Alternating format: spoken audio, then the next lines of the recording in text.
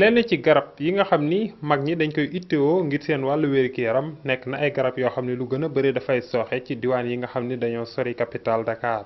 ba tax nag ki nga xam ni moom mooy coordonnateur national cadre unitaire bi lëkkale kuréel yi nga xam ni à la retraité yi dañ ci bokk ci tukkim nemmeeku bi muy amal ci Tambacounda. Birahim Fall daal ñaax na ñi nga xam ni ñoo yor waa pharmacie nationale d'approvisionnement ñu xippi seen ay gët ngir saafara jafe-jafe yooyu le la prise en charge médicale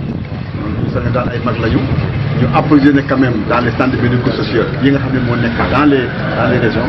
ñu approvisionner quand même en médicaments ay mag lañu. ci wàllu tukkim nemmeeku bi nga xam ni mi ngi koy amal nag ngir gën a mën a yaatal li nga xam ni moom mooy cadre unitaire boobule ki nga xam ni moom mooy Birahim Fall mi ngi ñaax ñi nga xam ni ñoo ŋànk nguur gi nañu gën a jàppale ñi nga xam ni ñoom ñooy à la retraité yi ci wàllu pension yi. et encore aussi tamit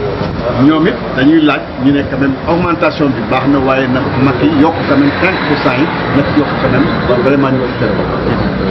veuve yi aussi tamit nekk nañ ñoo xamante ne ñi aussi elles sont pas du reste ñoom nee nañu actuellement fi nekk nii d'accord def nañu dara mais ñoom it aussi tamit war nañoo gën a mën a xalaat surtout le chef de l'État xalaat vraiment ci kaw veuve yi